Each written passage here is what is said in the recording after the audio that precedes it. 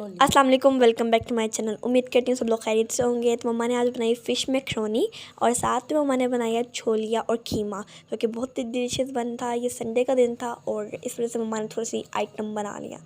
तो चलिए recipe start करते।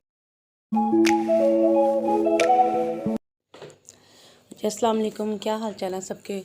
तो आज हम बनाएंगे कीमा छोलिया, क्योंकि इस मौसम में छोलिया नया आता है तो बहुत मज़े का बनता है। तो 2 प्याज लिए और हाफ़ कप हमने लिया ऑयल।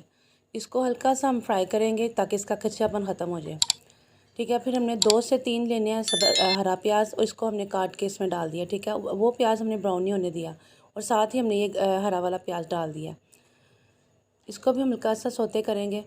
अब हम इसमें टमाटर, लहसुन, अदरक और हरी मिर्चों का पेस्ट जो हमने बनाया था वो हम 2 चम्मच भर के डालेंगे। इसको भी हम अच्छे से फ्राई करेंगे। ठीक है, और एक टमाटर हमने अलग से काट के और डाला, क्योंकि ऐसी सब्जियों में जो इस मौसम की होती है इनमें टमाटर वगैरह बहुत ज़्यादा अच्छे लगते हैं, तो इसमें टमाटर ज़्यादा यूज़ करते हैं। और ये हमने 400 ग्राम के करीब हमने लिया है बीफ का कीमा। तो आप चिकन का कीमा या मटन का कीमा कुछ भी ले सकते हैं जो आपको पसंद है। तो इसको हम अच्छे से भूनेंगे इसमें इन सारे मसालों। हाँ जी, तो हमें अब कीमा हमने अच्छे से भून लिया। अब 1 चम्मच भर के नमक, 1 चम्मच भर के मिर्च और 1 चम्मच भर के धनिया ज़ीरा पाउडर और 1 चम्मच हम हल्दी का डालेंगे और अच्छे से इसे भूनेंगे। ठीक है,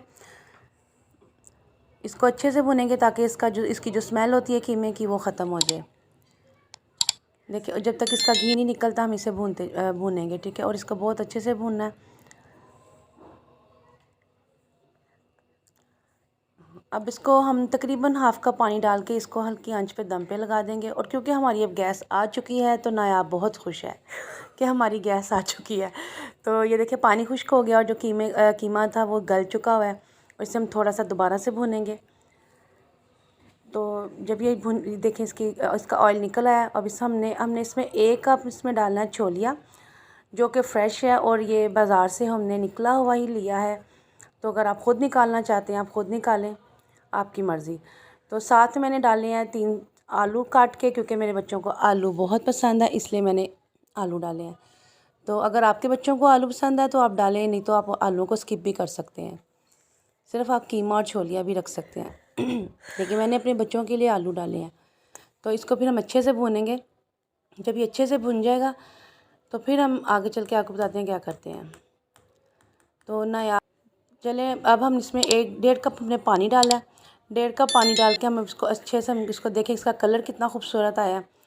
और इसको अब हम दम लगा देंगे ताकि इसके आलू और इसका छोलिया गल जाए। ठीक है, और इस मौसम का ये फ़्रेश छोलिया फ्रेश चलें जी। अभी इसमें हमने गर्म मसाला डाल दिया। जैसे इसका थोड़ा सा पानी और खुश्क होता है तो हम इसे डिश आउट कर लेंगे। इधर हमने पास्ता उबालने के लिए रखा हुआ था, तो पानी रख दिया। पानी में 1 चम्मच ऑयल और 1 चम्मच हमने नमक डाला। गर्म पानी जब हो गया अब हम इसमें डालेंगे मैक्रोनी और इसको हम उबलने के लिए रख देंगे। जैसे ये गल जाएगी फिर आगे जाके हम बताएंगे क्या करते हैं। ठीक है, आप हमारी वीडियो को एंड तक देखें, इसे स्किप मत कीजिए।